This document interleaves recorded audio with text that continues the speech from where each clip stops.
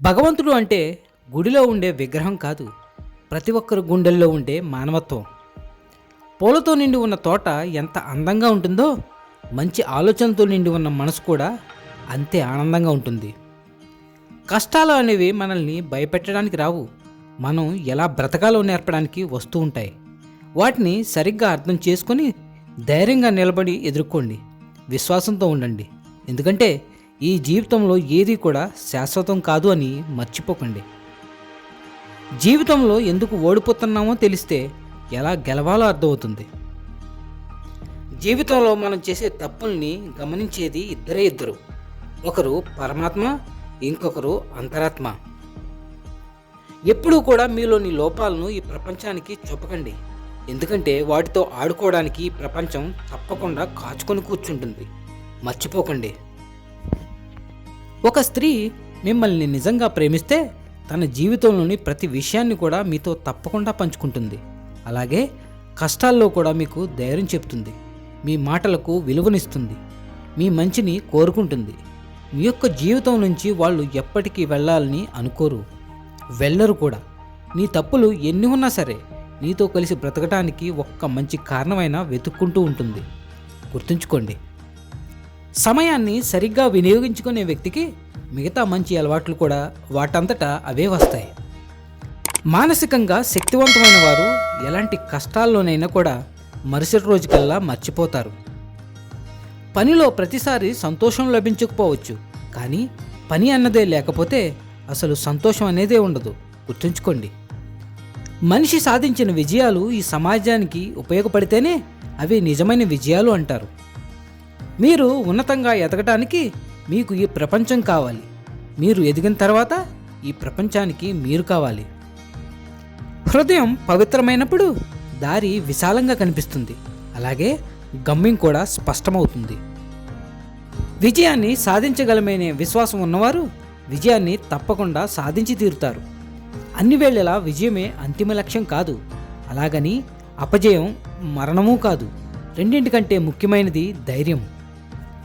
జీవితంలో సంతోషాలు తక్కువగా, అలాగే బాధలు ఎక్కువగా ఉన్నాయని బాధపడకు. ఎప్పుడైనా మీరు ఇది గమనించారా? చెట్టులో ఆకులు ఎక్కువగా ఉంటాయి, కానీ పూచే పూలు మాత్రం చాలా తక్కువగా ఉంటాయి. కానీ అందరూ పూలనే చూస్తారు, ఆకులను ఎవరు పట్టించుకోరు. అలాగే మీ బాధలను కూడా ఎవరు పట్టించుకోరు. అవి ఉన్నా రాలినా అందరూ సంతోషాలనే చూస్తారు. అందుకే ఎప్పుడు నవ్వుతూ ఉండండి, బ్రతికి ఉన్నంతకాలం. ఆ పువ్వుల అందాన్ని, ఆనందాన్ని, అలాగే పరిమళాన్ని పంచండి. గాలికి, అలాగే వానకి, దుమ్ముకి, అలాగే ధూళికి, అన్నింటికి తట్టుకొని ఒక మహావృక్షంలా దృఢంగా నిలబడండి. ఈ ప్రకృతి మనకు నేర్పింది అదే. మీరే ఆలోచించండి. మీ జీవితాలు ఏ ఆధారము లేని చెట్ల కంటే కూడా హీనమేమీ కాదు కదా. ధైర్యంగా ఉండండి, అలాగే విశ్వాసంతో ఉండండి. మనుషుల్లో మార్పు అనేది చాలా సహజమైనది. ఎలా మారాలి అన్నది వివేకం చెప్తుంది, ఎప్పుడు మారాలి అన్నది అనుభవం చెప్తుంది, అసలు ఎందుకు మారాలి అన్నది అవసరం చెప్తుంది. నీ యొక్క విజయ గర్వాన్ని నీ తలకు ఎక్కనివ్వకు, అలాగే పరాజయం యొక్క బాధని నీ గుండెకు చేరనివ్వకు. ఈ రెండూ కూడా ప్రమాదమే. ఔన్నత్యం అంటే కోరికలను చంపుకోవడం కాదు, వాటిని అదుపులో ఉంచుకోవటం. గుర్తుంచుకోండి, అందం లేని లోటును మంచి అనే స్వభావం పూరిస్తుంది, కానీ మంచి స్వభావం లేని లోటును అందం పూరించలేదు. ఈ ప్రపంచంలో మంచి పనికి మించిన పూజ లేదు, మానవత్వానికి మించిన మతము లేదు. మనం ఇష్టంగా చేసే పనులకి సమయం లేకపోవటం అంటూ ఉండదని గుర్తుంచుకోండి. ధనాన్ని సంపాదించుకోవడానికి, అలాగే అప్పుగా ఇచ్చిన ధనాన్ని తిరిగి అడగటానికి ఎప్పుడూ కూడా సిగ్గుపడకూడదు. ఎందుకంటే మన సౌకర్యాలు, అలాగే అవసరాలు అన్నీ కూడా ధనంతో ముడిపడినవే. తప్పు చేశారని ప్రతి ఒక్కరిని ద్వేషిస్తూ పోతే ఈ జీవితంలో ప్రేమించడానికి ఎవ్వరూ మిగలరు. అదృష్టం కావాలి అంటే తప్పనిసరిగా ఎదురు చూడాలి, కానీ అవకాశం కావాలి అంటే దాన్ని సృష్టించుకోవాలి.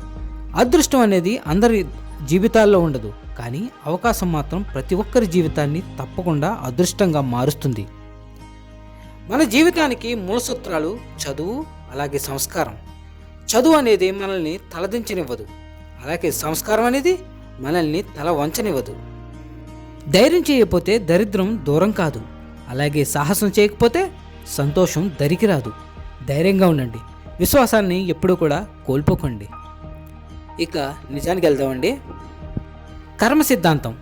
కర్మ సిద్ధాంతం ఎలా పనిచేస్తుందో గుర్తుంచుకోండి. కళ్ళు చెట్టు మీద పండ్లను చూశాయి, కానీ కళ్ళు పండ్లను తెంపలేవు కదా. అందుకే కాళ్ళు వెళ్ళాయి పండ్లను కోయటానికి. కాళ్ళు పండ్లను కోయలేవు కాబట్టి చేతులు పండ్లను కోశాయి, కానీ చేతులు పండును తినలేవు కాబట్టి నోరు తినేసింది. ఇప్పుడు చూడండి, ఎవరు చూశారో వాళ్ళు వెళ్ళలేరు, ఎవరు వెళ్ళారో వాళ్ళు తెంపలేరు, ఎవరు తెంపారో వాళ్ళు తినలేరు.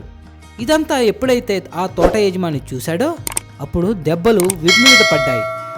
ఎప్పుడైతే దెబ్బలు వీపు మీద పడ్డాయో నీళ్లు కళ్ళ నుండి వచ్చాయి. దట్ ఈజ్ కర్మ. కర్మ నుండి నువ్వు తప్పించుకోలేవు. నువ్వు చేసిన దానికి ఎప్పుడైనా అనుభవించి తీరుతావు. కళ్ళ నుండి నీళ్లు ఎందుకు వచ్చాయి? ఎందుకంటే అందరికంటే ముందు పళ్ళను చూసింది కళ్ళు కాబట్టి. కర్మ సిద్ధాంతం అంటే అదే. నేను ఎవరి జీవితంలో బాధ కలిగించినా, అవమానపరిచినా, మోసం చేసినా ఆ బాధ ఏదో ఒకరోజు తిరిగి నాకే వస్తుంది. అలాగే నేను జీవితంలో ఎవరికి సహాయం చేసినా, ప్రేమను పంచినా, మానవత్వం చూపించినా, మంచి చేసినా అది కూడా ఆశీర్వాదాలుగా ఎప్పటికైనా నాకు వస్తుంది. ఇది బాగా గుర్తుంచుకోండి. కర్మ అంటే అది శిక్ష కాదు, అది ఒక పాఠం. అంటే ఇది ఒక లెసన్. ఎట్టి పరిస్థితుల్లో కూడా దాని నుండి తప్పించుకోలేము. కర్మ కొట్టే దెబ్బలకి డాక్టర్లు కూడా లేరు. జాగ్రత్తగా ఉండండి, ఇంకా ధైర్యంగా. అలాగే సర్వేజన సుఖినో భవంతు. మళ్ళీ వచ్చే వారం కలుద్దాం మరిన్ని మంచి మాటలతో. Signing off Venkat. Thank you.